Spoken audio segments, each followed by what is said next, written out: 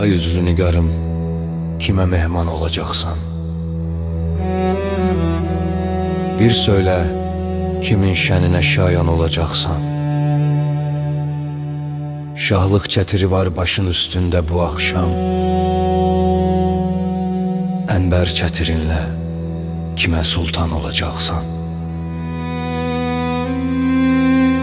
Şekker demərəm mən sənə, ondan da şirinsən. Dilber, necə bir bəxtəvərə can olacaqsan? Zülmət gecə, sən nurlu çıraq bəd gözə gəlmə. Ey abi həyat, sən kimə canan olacaqsan?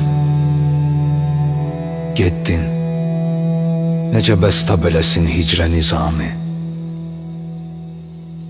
O xəstəykən sən kimə dərman olacaqsan?